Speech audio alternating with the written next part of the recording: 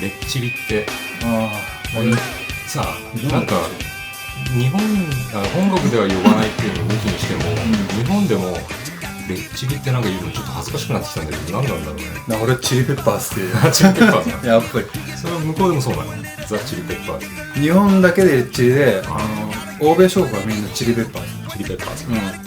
どうでもいいけど、ミクスチャーは日本でしか言わないらしいよね。パンクロックとかラップっていうらしいよね。日本ってそういうの好きだよね。カテゴライジングするんだよね。うまいと思うけどね、ミクスチャー通じないのかなって思うよね。通じないよね。日本人っぽいよね。ほら短縮するの好きだかキムタクみたいら。エグザクトリー。な。どの辺が一番好きだったの？ああ、フラットシュガーね。これですよ、1991年の名作。91年さ、高校2年か3年だよね。そう、俺そうだよね。で、同い年だけど学校違ったじゃない？違った。だから高校生からいろんな音楽教えてもらったけど、チリペッパーズどっから来たのかわかんないんだよ俺。多分高校で誰かが教えてくれたのかな。最高だよ。これが僕のその音楽で、飯食っていきたいなと思ったケーキだからね、このアルバムで。ギター始めたきっかけはアンガス・ヤングを聴いてギターを買って、でもその音楽をなりわいとしてやっていきたいなと思ったのレッチリ聴いてからだね。そうなんだ。チリペッパーズの影響ですよこれは。単純にかっこよかったよね。ルックスも全方位無敵って感じ。僕の中ではやってる音楽もそのアティチュードも、スタイルもね、上半身裸でやってるバンドだなとじゃんあんなにさ。そうだね。遡って見てったらチンコソックスとかの映像とかを見てバカなバンドだってことが分かったじゃん。それでも揺るがなかった。いや揺るがなかったね。さらに好きだったよね。あ、そうなんだ。もう CD の溝がすり減るぐらい聞いたからね。分かる分かる。俺も高校から帰ってきたら、家で二回しベース練習したもん、あれ聞きながら。で1回目はもう全体的に聴いて、でそれをもう何十回も聴いて、今度はギターだけ中心にして聴いて、次はベースだけ中心に聴いて、ドラムだけでボーカルだけ、もうそういうの何回も聴いてって全部楽しめるわね。楽しめたんだよね。でものアルバムのすごいのは、他のアルバム知らない曲感がないじゃん。ないね。そう。リック・ルービンのプロデュースすごいじゃんあれ。ビートルズ以来のコンセプトアルバムね。もうすぐ始まるでしょ。始まる。かぶってんのもあるからね。あれ今年でああいう感じのないよね。最近特にないって言われてる。アルバムが作られるけど、なんていうかパッケージじゃなくて配信中心になってきてさ。そっか一曲一曲でみんな聴くから。確かに。一つのもうブラッドシュガーセックスマジックってアルバムの曲みたいな感じになってさ、世界観が、もういきなりラジオみたいな音から始まる。そうテレレレテレレレテレレテレスウィングボンボンボンってそうそう、これねベース練習してたけど、半音下げてたりとか5弦ベース使ってたりとかして、自分の持ってるベースじゃね一回止めないとでチューニング変えないとできなかったりしてめんどくさいんだよ。あれやっぱさ半音下げるのは何なんですか。音を太くしたかったのかな。そういうのもあるだろうし、あとテンション弱くするもあるだろうし、ボーカルのキーもあるよね。アンスに高くないもんね。確かにね。なんかそのキーがしっくりくるっていうことはあるかもし5弦ベース弾いてる曲もあったわけ。れない。ある。5弦ベースっていうのは聴いててすぐ分かるもん。ベーシストならわかるかもね。やたらとそっか5弦って太い方が多いんだっけ。その場合が多いと思う。その場合もそうだし、だいたいソレラミになってるんだけど、その下にシがもう一個太い B が入ってる。で聴いててやたらと重い音が入ってきたなと思ったら5弦だ。多分さっきのギターソロのとことかそうだよ。これ5弦。これ5弦。今下がったところ、これ多分5弦じゃないと出ないよね。ボコボコボコってますよ。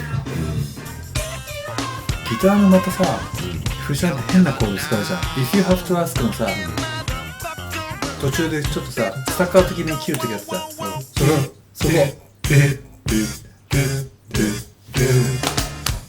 あるね。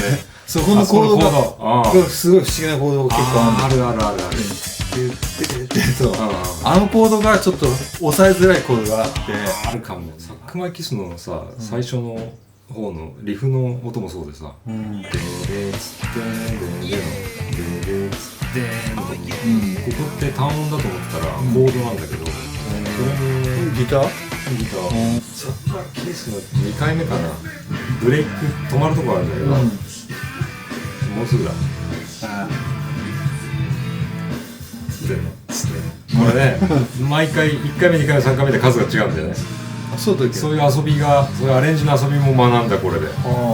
最初が3なのかな、3回2回1回みたいに変えてってさ、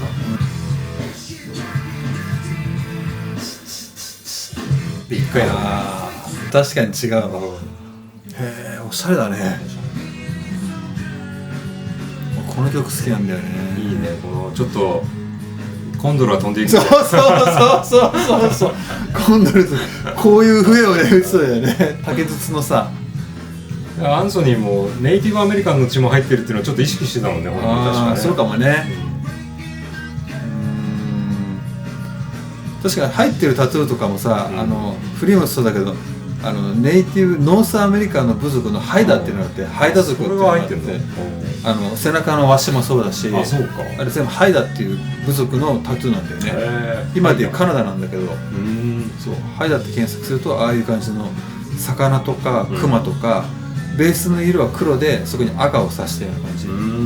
あ、そうなんだ。ハイダ族のタトゥーなんだよね、あれ全部。エンジニアはさ、こういうコンソールでこういじっていくでしょ。そうだね。でプロデューサーは何するんだよ。プロデューサーはだからまず予算を取ってくるとこからやるんだろうけど、あとは例えばエンジニアが実際にベースを1メモリ下げるとしたら、1メモリ下げようって言い出すのがプロデューサーじゃない。ああ、なるほどね。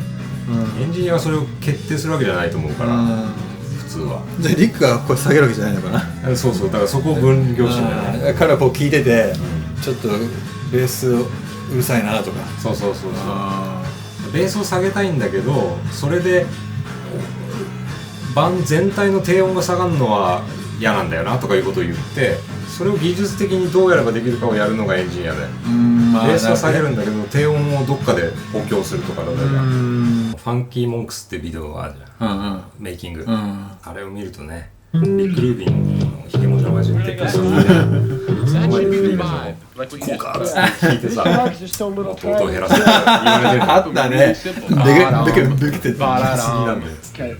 楽しいな、一軒家でさ、あれ2ヶ月間泊まり込みだったんだけど、古い建物らしくて、あれはリック・ルービンの自分の家なのよ、別荘なのよ。それをスタジオに改修してたんだけど、その後いろんなバンドがあそこでレコーディングするんだけど、彼らが一番最初のレコーディングなのね。で、あの家には1930年代に死んだ女の霊が出るっていうことが噂があって、ありそうだな。チャードだけ、彼だけバイクで帰されてフラットシュガーの後ずっとリック・ルービンだよね。最初は面白いのが、リック・ルービンがやるよって言っても、チリペッパーズのメンツは誰って感じだったんですよね。当時はさ、ほらメタル界ばっかりしたから、スレイヤーとかさ。そうなんだ。まあ見た目もそうだもんね。そっちらのメタル、ゴリゴリのメタルだったし、リック・ルービンプロデュースも有名だけど、実はそのエンジニアがブレンダン・オブライエンっていう人なんだけど、知らないわ。今もうトッププロデューサーになってると思うけど、レイジ・アゲンスト・ザ・マシーンの後にエンジニアとプロデュースする人なんだよね。そうなんだ。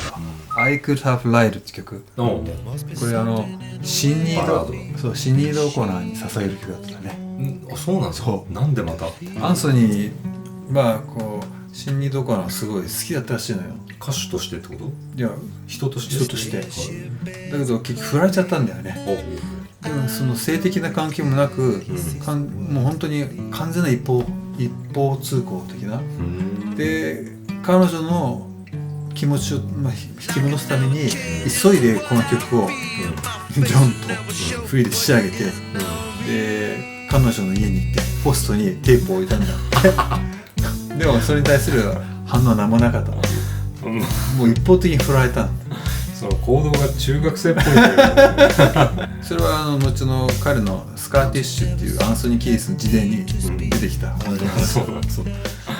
ギビット・ウェイはもともと中の方ってドイツ人のニナって人からインスピレーションを受けて作った曲なんだけど、Give It Away って何でもあげるって言うんだけど、要はそのアンソニーが彼女の家に行ったんだよね、それクローゼットの中にさ、かっこいいジャケットがあったらしくて、それいいなーって言ったらあげるわよって言ったのよ。そしたらアンソニーがいやそれ大事なやつじゃんって言って気に入ってんでしょって言ったら、だからこそあげるんだよって彼女が言ったんだよね。だからクローゼットの中のものがいっぱいだったらそれを抱え込むよりもね、人にあげて、あげた方がその人がやっぱもっと幸せになるし広がると、しまい込むんじゃなくて、自分がいいと思ったものこそあげるべきだって。それが他の人がいいと思ったらね、でその言葉にすごく感銘を受けたらしくて、ギビラウェイって曲を作ったらしいね。そうなんだ。リバーフェニックスの追悼の意味なのね。そうなんだ。後半の方にリバーって川とリバーをかけてるんだけど、リバーフェニックス。それを、彼に対するアンセムソングみたいな感じで作ったっていうのね。アンダーザブリッジはもともと曲にするつもりじゃなかったの。そうなの？歌詞があって自分の画面に書いた文だったの。そうみたいね。でそれをたまたまリック・ルービンが見つけたのって。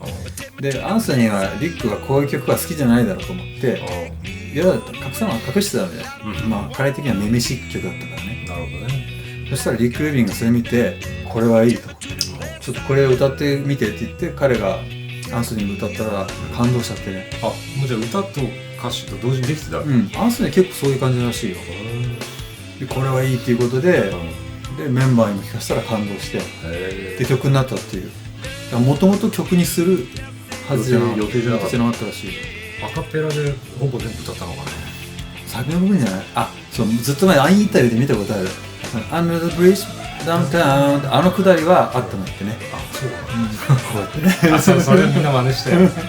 しかもあの PV ガスバンサントが作ったりしてた。そうだったの。それ知らんかった。最近したんだよ。ガスバンサントが監督してるのあの PV。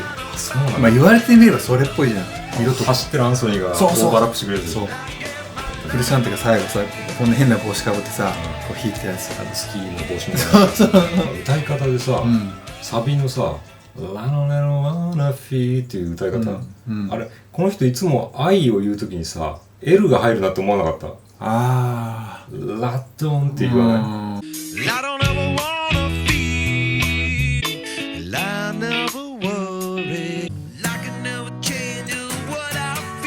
不思議だったんだよね。どっから来てんだろうなと思ってさ、ウェルかなと思ったんだけど、省略されて L が残ってんのかなとかいろいろ考えちゃって。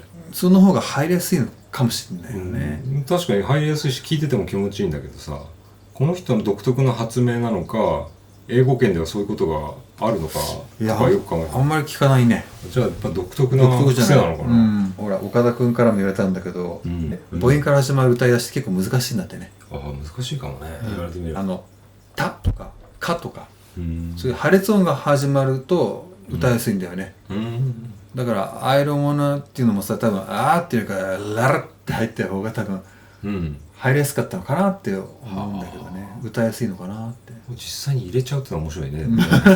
思いっきり入ってるからさいつも違う言葉じゃないかと思っちゃうよね。やっぱりスカスカな音をあえて空間持たせる方がいいんだよね。それはいいね。この空間隙間の緊張感、あれがまたいいんじゃないですか。ピックの角度の違いすら分かるような音ね。こうキワキワなさ崖っぷちのような激激な感じするじゃん。弦1本しか弾かないでしばらくやってるんで、アパッチローズピーコックとかさ、ずっと弦1本です。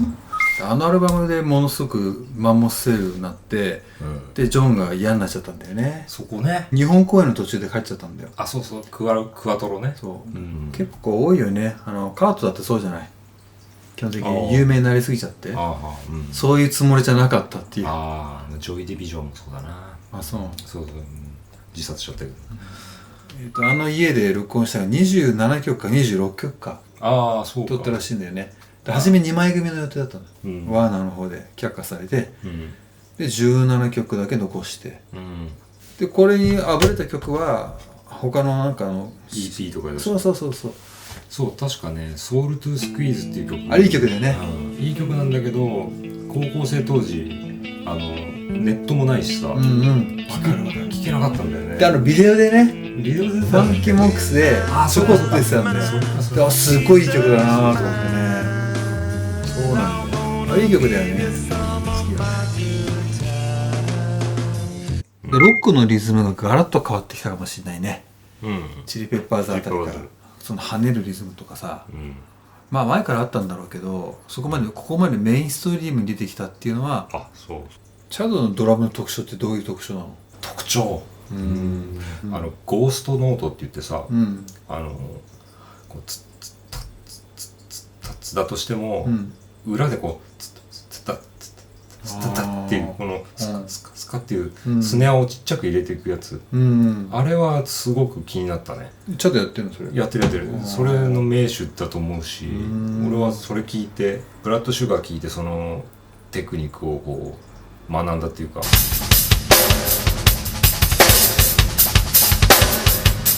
の曲もドラムのゴーストノートすごい。これ入れると跳ね感が出るんだろうね。出る。左手のスネアが多いんだよ結構。ね。スカタスカタ。もっとソリッドとかさ、もっとパーンの部分が強く聞こえるから、そんだけで聞こえるんだけど、裏でスカタスカタスカタっていうのをやってんだよ。それが特徴かなと思ったよ。確かに。これどういったスネアでしょこれ？そう。面白いね。これはスネアだから右左やってるのか。そう。じゃああんまり公園はちょっと緩くやってるのかな。そのゴーストの部分は緩く、だけど肝となる音はパシッと。やっぱここの体重が重い方が音いいっていうもんね。それすごく感じる。あの人身長もでかいでしょ。もうダーンってこう揺れるもんセットがね。アンソニーは俺たちの一回りぴったり。そう。干支が一緒なのよ。干支一緒なの。で俺なんかサソリ座なのね。それも一緒なの。誕生日近いのよ。で A 型なのよ。シンパシー。そうなんか同じタトゥー入れたのよ。そう一時背中のも入れるって言ってなかったっけ？いやあれはちょっとねあれはちょっと完全にアンソニーの真似になっちゃうからそれはやめといたけど、アンソニーは結構家庭環境がコロコロ変わったらしくて、一番最初の父さんがジョンっていう人なんだけど、浮気症でさ、で別れちゃったのよ。でお母さんが一人で育てて、再婚した親父がほんとろくでもないやつで、もう麻薬の売人とかで刑務所入っちゃったから、もうお母さんも諦めて、今度はまともな弁護士っぽい人と再婚っていうか付き合ってたらしいんだけど、やっぱアンソニーは一番最初の親父がジョンが好きだったのよ。それは実の父。実の父。アンソニーは最初の親父と住むようになったらしくて、親父もやっぱり当時からもう麻薬の売人やってて、でプッシャーとか運び屋とかをアンソニーにも手伝わせたりとかして女を教えたりとかいろんなのを教えたりで、ある程度それがもう飽きて、で親父は俳優を始めたんですって。でやっぱり父親思いのアンソニーだから、じゃあ親父に習って俺も俳優やるって言って、彼もちょっと子役をやったらしくて、なんかスタローンとかとちょっとCM と出たりとかちょっとしたらしいのよね。出てたんだ。でその後すんごいアンソニーはグレたらしくて、一通りの悪いことやっておきながら、成績は優秀だったんだよ。彼の中で哲学があって、そう悪いこと何でもやって勉強ができないとなんかクールじゃないと。一通り全部やって成績優秀なのがもっとクールだっていうことで成績が優秀だったの。でも大学行ってやっぱりほらもうジャンキーだからもうヘロインとかもうハマっちゃってて、でもう大学もドロップアウトして、そこでレッドホットチリペッパーズを結成したのかな。そうなんだ。もう薬漬けになってしょうがないから、でフリーとヒレルと3人で、で一夜限りだけやろうっていうことで、なんかその街でロサンゼルスでライブやったんだって、それが思いのほか好評だったらしくて、プロモーターがちょっと次もやってくれよってことになって、でしばらく出るようになって、じゃあバンドとしてやっていこうよっていうことが決まって、それでがレッドホットチリペッパーズっていう。そうなんだ。そのフリーとかとは高校が一緒とかそういうことなのかな。高校が一緒。高校の友達か。その高校ってスラッシュがいた。そうスラッシュ。スラッシュ。そう。スラッシュってなんだっけ？俺はそっち苦手なんだけど。ガンズ&ローゼス。だよね。そうそう。あれガンズ&ローゼスってさ、母乳のパンクロッククラシックの最後にかかるリラリラリラリラっていう曲のバンドだっけ？そうね。そう。じゃあ同級生のバンドの。同級生。アクセル・ローズがいる。そう。アクセルは多分ロサンゼルスじゃないのかもしれないけど、スラッシュは同じフリーとアンソニーと同じ高校だったね。そうなんだ。フリーがオーストラリア人でさ、訛りがちょっとあるから、学校でいじめられてたらしいんだけど、そうなんだ。それをかばうっていうか友達だったのが、アンソニーとヒレルでさ、でヒレルが特にロックをフリーに教えて、でどんどんジャズからロックをやるようになっていったんだって。ランディ MC も84年なんだよ、ファースト出してんの。そう考えるとラップにのめり込むの早いよね。グランドマスターフラッシュとかさ、初期のヒップホップの黎明期の人、あの時代のラップの感じあるもんね、最初。そうだね。なんかこう一つの音符に一つのワードみたいな時代のラップ綺麗に乗せる感じだね。アンソニーはなんかね、話によるとやっぱ歌に自信がなかったのって、じゃあ俺はラップをしようってことになったらしくて、すごいラップをしたの。それが受けが良かったと。当時ないからね。白がレッチリな黒はフィッシュボーンっていうね。でもチリペッパーズほどこう売れないっていうかね。好きなんじゃない？好きだね。フィッシュボーン。俺全然聞かなかったもん。でも教えてもらったのはヨコスだ。そうだっけ？こういう似てるバンドといえばさ、フェイスノーモアがいる。でも僕の中ではちょっとあれはこうどっちかというと、なんだろうね、ニルバーネリかな。そうなの。あれもミクスチャーとか言われてたけど、ちょっと音がやっぱり熱すぎるね。だからデイブ・ナバロが加入したワンホットミニッツに近い感じかな。ポルノ色が強い。そうそう。アンスラックスもほぼ同時代だね。そう。アンスラックス大好きだったよ。そう。大好き。メタルハードロックはあんま聞かなかったけど、アンスラックスは聞けた。彼らはどっちかっていうとそうだね、ハードコアだからね。スラッシュとかね、スラッシュメタルとかディスチャージってバンドのカバー曲をやってたりしたからとっつきやすくて。なるほどね。彼らは本当にヒップホップと融合だったからね。そうだよね。これこそいわゆるミクスチャー。そうパブリックエナミーか。でも一緒にやったね。そうアンスラックス。一緒に曲作ったりとかやって、ブリング・ザ・ノイズって曲とか。あれそうなの？そう。ブレンダーノイズです。ブレンダーノイズあれバックできたな、アンスラックス。そうなんだ。そうか。あれがそうか。ヒレルとそのジャック・アイアンズっていうドラマーと、あとフリーにボーカルが別のやつがいて、別バンドがあったんだって。その別バンドが忙しかったから、ファーストアルバムには参加できなくて、フリーだけチリペッパーズに専念したらしい。フ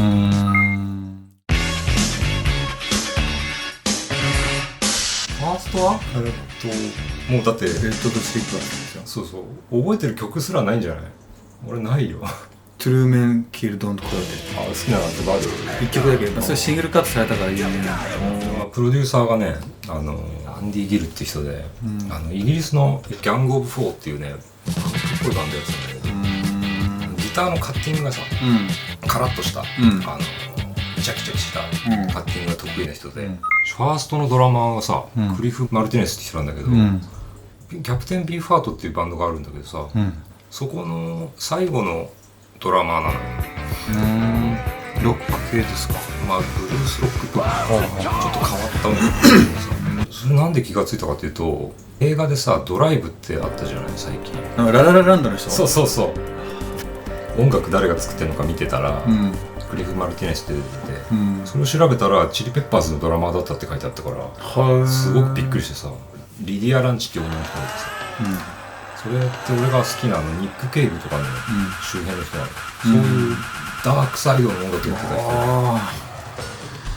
君の音ね、お家芸じゃないですか。繋がったと思って、すごくそれが良かった。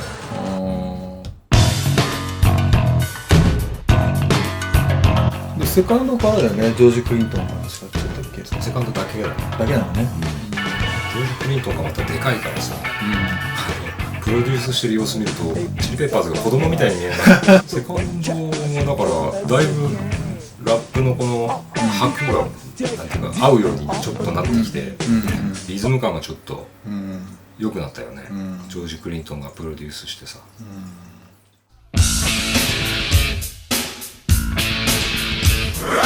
ヒレル・スロバックが弾いてる時のチリペッパーズをジョン・フルシャンテがファンで見てたって言ってたんだよね。そ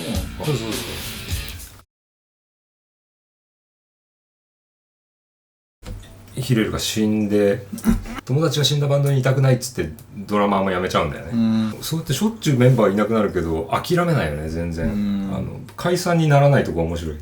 メンバーすぐ探してくる。ギターが抜けたりドラムが抜けたりするからさ、前のメンバーと作ってた曲を次のドラマーやギタリストが弾いてるっていうパターンが多いんだよね、そうだよね、確かにね。チャドが入る直前の話なんだけど、これも俺の好きなねアメリカのパンクバンドでデッド・ケネディーズっていうのがいるんだけど、知ってる？俺知ってると思うんだけど、そこのドラマーなんだよ、黒人のドラマーペリグロって人だね。それ短期間だったんだよね。すごく短期間だけど5年に入ってるセクシーメキシカンメイドとかね、テイスト・オブ・ペインとかそういう何曲かペリグロと作ってる曲なんだけど、これデッド・ケネディーズファンだとすごく笑っちゃうんだよね。なんかだいぶ違うなっていうか、プロデューサーはサードと母乳は一緒なのよ。マイケル・バインホーンって人なんだけど、サードで結構マザーズミルクの前身だなっていうぐらいの形はできてきてんのよ。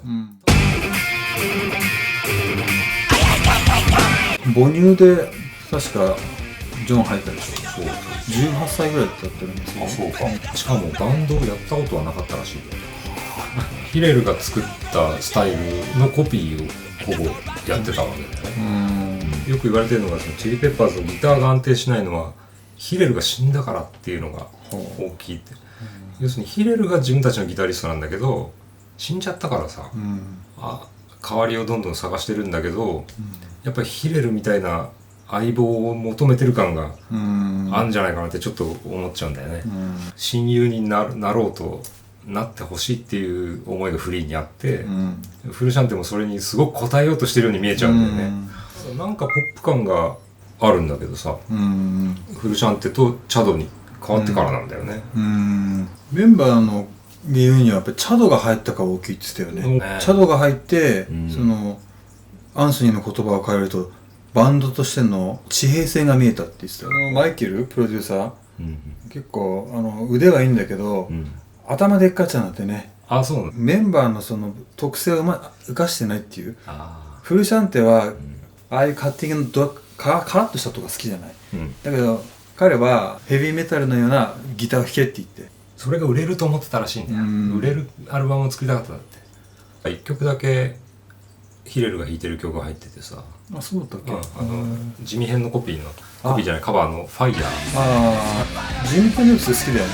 好きだよね。だってタトゥー入れたもんね。そっかそっか。スティービー・ワンダーのカバーがしたよね。やつだね。ファイヤーグラウンド。ほんとこのバンド好きな曲すぐやるよね。印象があるよね。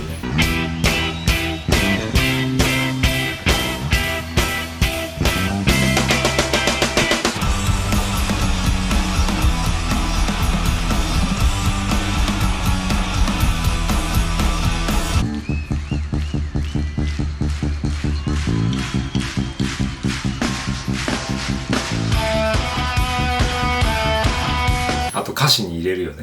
ボブ・マーリーとかさ。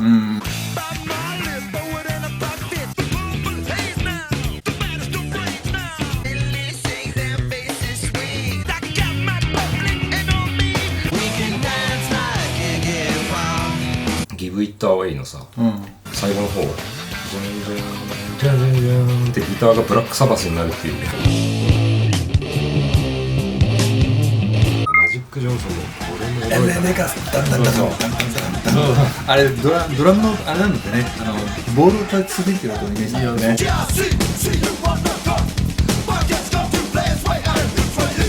ほんとそれがイメージできるよね。ダムダムダム。あれって楽器ドラムで作るっけ？ドラムもベースもギターも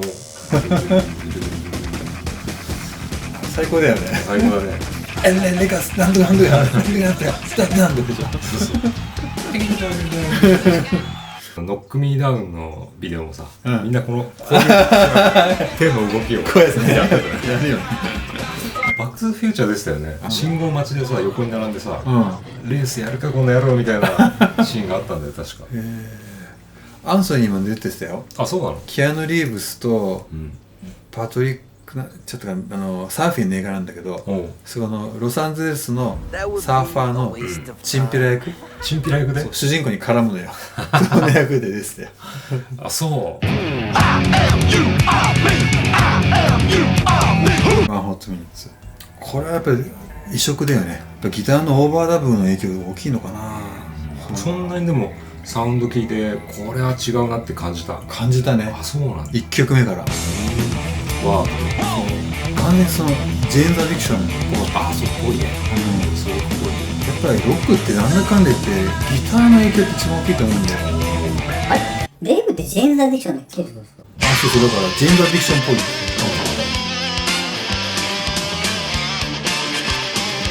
本当にいいとチャドもちょっと愚痴言ってたみたいだもんね。ギターワークがさ重ね取りとかするからドラマとしてはあんまり面白くないって言って PV なんかもちょっとかっこいいバンドみたいになってるそうそうおしゃれなんですよね。いい曲もあるんで、エアロプレインとか結構好きな曲もあるし。あ、好きそうだね、あのメロディー。そうそう最後子供が歌ってるやつ。そう俺大好きなの。かわいい。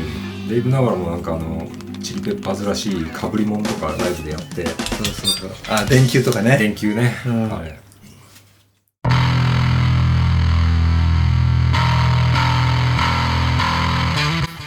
嬉しかったもん。やっぱジョンが戻ってきて。でも彼面白かったのは帰ってきてもさ、残りの3人はさ、その往年のチリペーパースタイルを踏襲したじゃん。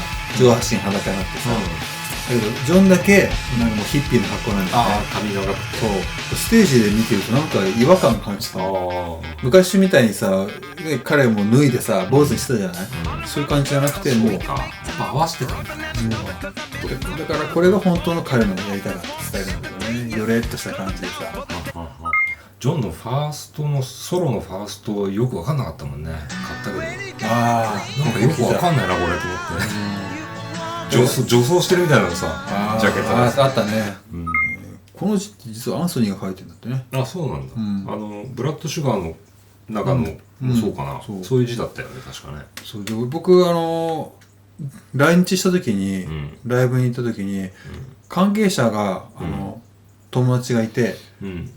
どっか行っちゃったんだよな、撮っときゃよかった。セットリストをアンスの直筆のコピーをくれたのよ。この字だったんだよね。ああ、じゃあそういう字を書いてんだ。曲順を書いて、あ、これコピーしたからあげるよって見たら、この字で書いてあって。なんでそれどこへ行っちゃうのよ。そうだよね。おかしいじゃない。そうだよね。なんでどっかにあるんじゃないか。いやもうないんで。家を建て替えたってことはもうないよ。パラレルユニバースだっけ。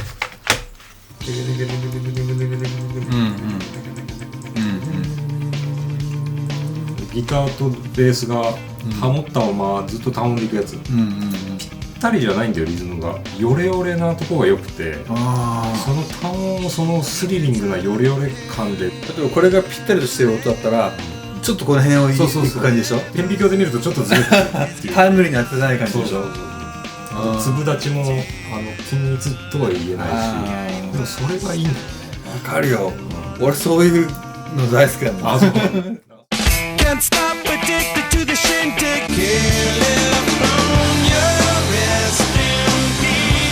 この後の2枚は買ってないんだよ。ギタリストを買ったからだよ。ああ、ジョシュ・クリングフォッファーだっけ。そう。また若いんだよ、あの子もね。なぜチリペッパーズ聴いてて、この曲をやってるのかとか、それはまたルートが違うってことなんだろうね。そうだね。チリペッパーズが好きなルートと今自分がやってる曲の元になってるルートは違うところにあるんでしょ。違うよね。ファンクなんて1ミリもないしさ。だけどさ、ちょっと思ったけどさ、ブラッドシュガーに入ってるさ3曲目のブレイキングガール、あれとリズムがちょっと似てない。ああ、3年っぽい。晴れの日も。そうだね。今まで当たり前のようなものまで俺たちを優しく包み込むであろう。もう今本当に全然クリーンでさ、今ハイになるとしたらサーフィンぐらいだっつって。あ、そうなんだ。俺もサーフィンやってるしさ、いつか一緒に写真撮りたいなと思って、並んで。